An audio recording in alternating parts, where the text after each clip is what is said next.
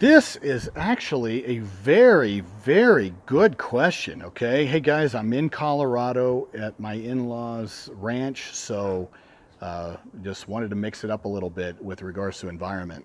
Okay. So if the school is still open, this is a great question. So if the school is still open, meaning the students are required to attend virtually and being graded, but buildings are closed, is IDEA still in effect and are schools required to provide FAPE? This question is because a specific district superintendent, well, there's your problem. Most of these most of these superintendents are not smart people, guys. Yeah, I don't care. I don't. Degrees don't matter to me, by the way. There's plenty of ignorant, stupid people with degrees all over the place. So and I'm not saying I'm stupid. I'm just saying that it didn't take me long in law school to sort of figure out that just because you get a law degree, it doesn't necessarily mean you're smart. Um, Present company excluded, of course. Okay, so the superintendent in South Carolina and stated he knew no law requiring services or in-person teaching for special setting kids if schools were closed. Okay, so you see where some of these clever people sit there and they go, well, if we just remain closed, then meaning the buildings, then the IDEA doesn't exist. Guys, that's just not the case. And so you answered your own question in the beginning, but I think this is very, very relevant to many parents out there because it's a very unique question. And like I said, greatly appreciate how you worded it and put it out there. If I would have worded it, then it would have been a jumbled mess like my poll that I did a few days ago that I haven't lived down. My wife, sometimes she'll also go, why did you do that? Doesn't make sense. And I'm like, well, I can't edit it now. But guys, my wife is on team everybody else when it comes to how she doesn't believe that I am very clear in how I communicate, but and I'm trying, but at the same time, it's just she still tolerates me. I mean, it's been almost 20 years, so okay. So let's answer this. If schools are open, which they are, and I don't care if that's virtual, but they're still being graded and they're still getting federal and state funding. See, that's the other huge difference. They're still getting federal funding and they're still getting state funding, and the state adopted the IDEA. So you have both state funding and federal funding.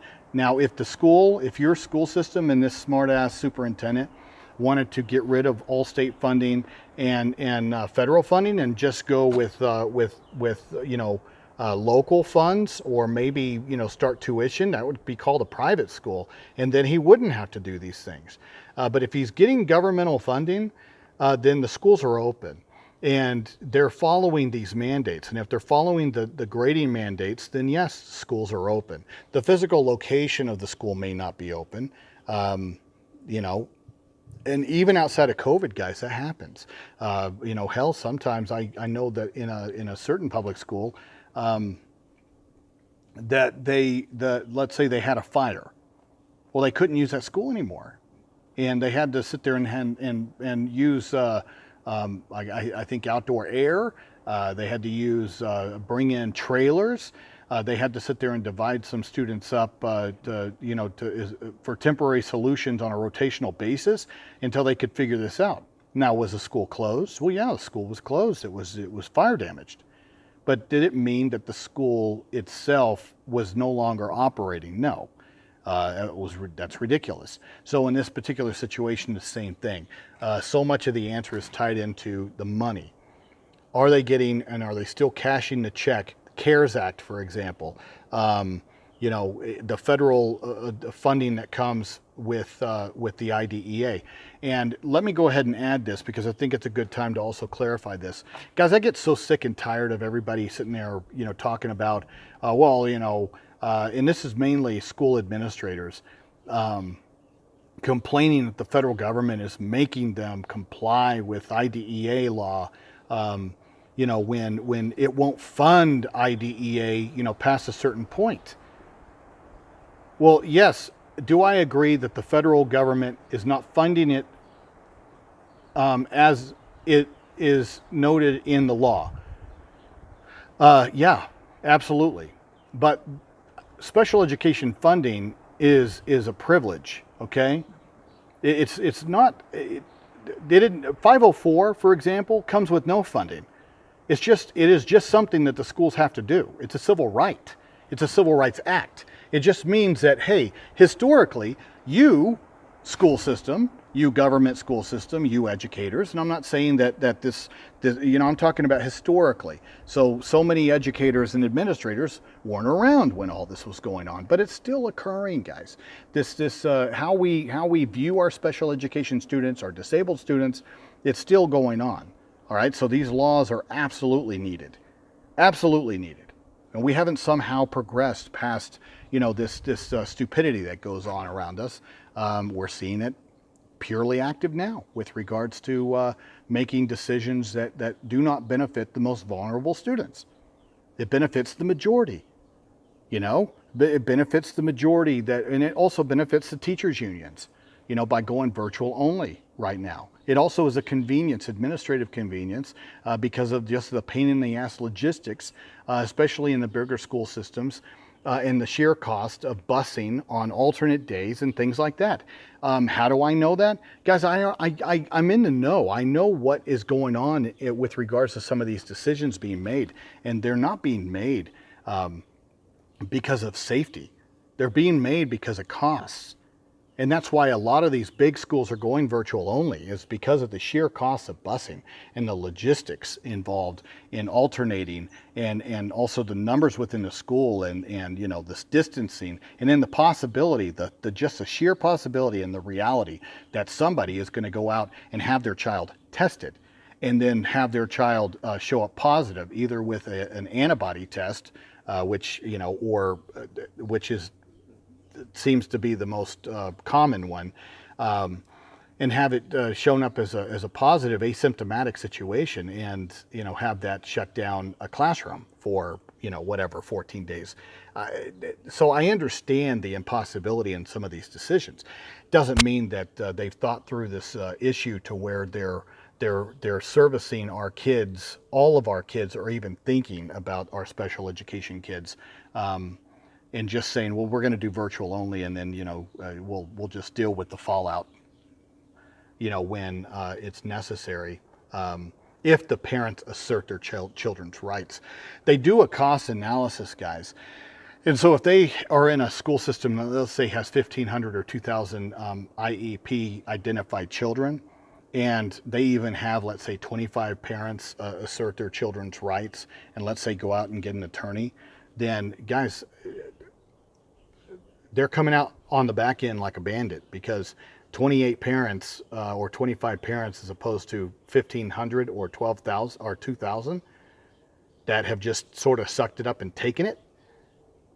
Well, I mean, what would you do? And I know that that's horrible and disgusting to sit there and look at our kids as chattel, but to a lot of these administrators, our kids are numbers, and our kids are drains on their budget. And that's how they view our kids. And that's also a sad reality, but that is the reality in many of these situations. And especially with these administrators that are absolutely not impacted, don't understand special education, are not affected by it, don't know anybody that requires these services. They're especially difficult to work with, because they lack the sympathy, they lack the empathy. To be able to understand why these services are life-giving and these services are critical.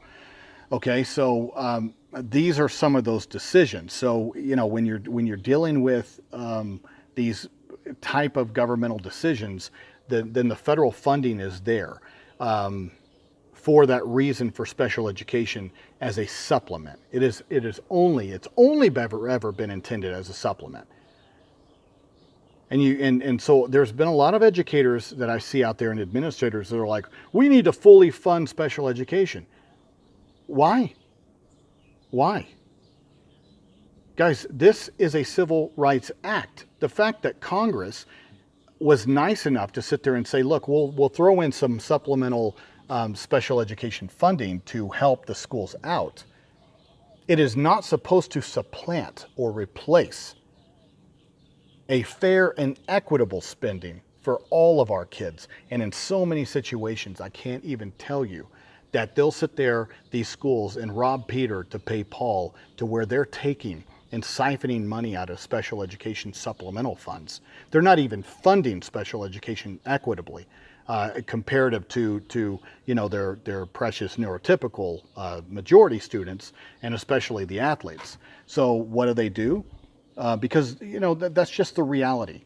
That is the prized possessions within every school, are the popular kids, the athletes. You want to know where systemic problems arise? That's it. And I don't care what color, what religion, what ethnicity is in charge of that school. It just doesn't matter, guys. You want to look for systemic problems, systemic racism, systemic bigotry. These environments, they reinforce this stuff. But don't sit there and blame one particular. I am in all of these schools, and they're all the same way. They feed an appreciation for certain students. And like I said, it doesn't matter. The majority of the administrators, the majority of the teachers, and the majority of the student body can be it doesn't matter, any particular race, ethnicity, religion. I haven't seen a damn difference in any of them, in how they respond. The bigotry's still there, the racism is still there. It just looks slightly different in who, is shifted with regards to importance and who's not. But you want to change systemic issues, it starts there, and we're failing, absolutely failing in that responsibility. Instead, we're going out like Don Quixote, charging windmills on some grandiose myth out there, and we're not cutting at the root of the problem, and we're not getting to the root of the problem. I was hopeful there for a second, but no, Don Quixote's charging windmills right now, so you can't reason. So with that being said, guys, it's a civil right. IDEA is a civil right. So no, he cannot sit there and go, well, we don't have to provide these services because I don't see any law if I close the school down. You think it's that easy? They cash a check, though. They cash a check. And even if they didn't cash a check, your child still has their 504 rights on top of it.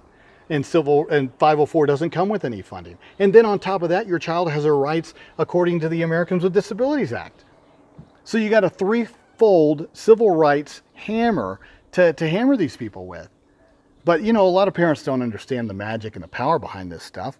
That's why I have this page, and hopefully over time we can sit there and expand into more of the meat and potatoes of how wonderful this is and how powerful it can be. But right now we're sort of scratching the surface. This isn't that old of a page to where we're trying to build an understanding and then ramp up from there with some of the things that we're developing that we're hopefully going to be announcing soon.